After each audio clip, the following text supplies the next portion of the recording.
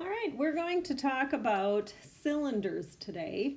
The volume of a cylinder and the surface area of a cylinder. A cylinder is a three-dimensional shape.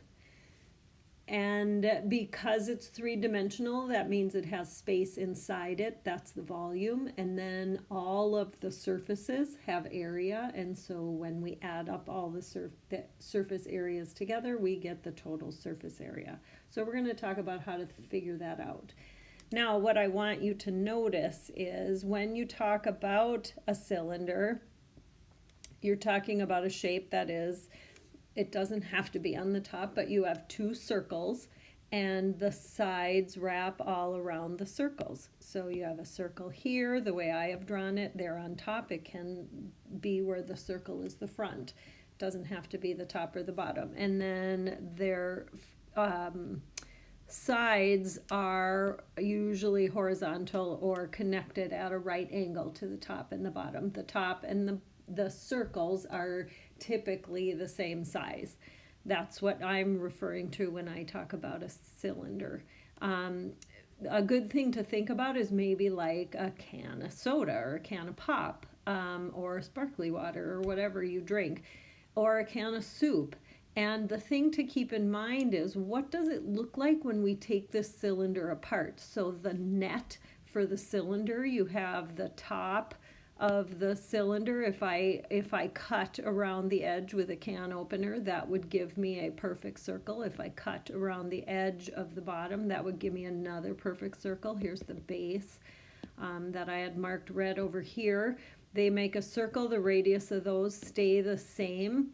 And then when I cut along the edge of my can and unroll it, I end up with this beautiful rectangle. And the height of that rectangle is the same as the height of the cylinder. It's 7. Now, the one measurement that doesn't show up when we make the net is the length of the edge of the rectangle.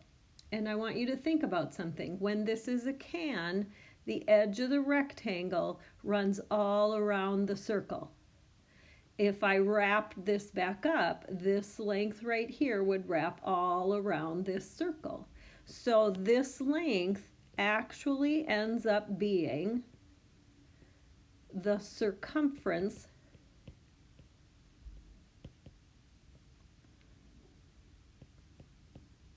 of the circle. We figure out the circumference of the circle by taking what we know about the radius or the diameter. Remember, the circumference of the circle equals 2 times the radius times pi. So that's going to be the formula that we use to give us the length of the edge of the rectangle. We're going to know the height. They're going to give you that height. The one length we're going to have to figure out only when we do surface area is the length of the edge of that rectangle. All right, so that's how we're going to define a cylinder. And let's talk about the volume. So all you need for the volume of any three-dimensional shape is volume equals the area of the base times the height. Well, our base in this case is a circle. So the area of the base is going to be the area of the circle. The area of the circle is radius squared times pi. And then I'm going to take that answer times the height of my cylinder. So that's my formula for the volume of a cylinder. So if I put the numbers in here, the radius is 5 times pi times the height. You're probably going to want a calculator for this, and when we do this, I end up with 549.78. I rounded that, and that is units cubed because it is volume. All right, so that's what we're going to do for the volume. So this is the formula that you're going to want to write down more specifically. This is what we do in general, the area of the base times the height. The surface area, we're going to have two circles, remember. So the area of the way this one is drawn, the circle on the top is radius squared times pi. We're going to get to the area of the middle rectangle.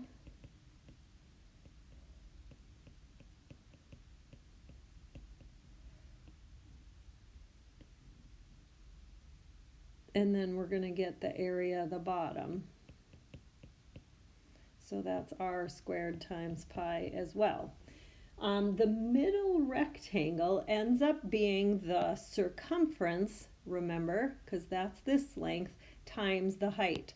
So the circumference is the 2 times the radius times pi times the height, okay? I'm going to add all three of those together. So I can probably write this surface area formula a little bit differently because I do have some repeats in here. I end up with the surface area of a cylinder equals 2 times the radius squared times pi plus 2 times the radius times pi times the height. That's my formula for the surface area. I have 2 of these and 1 of these, and I'm going to combine all that together. So when I put in my numbers, 5 squared times pi ends up being 78.54. 78.50. Why did I write that 54? Wow.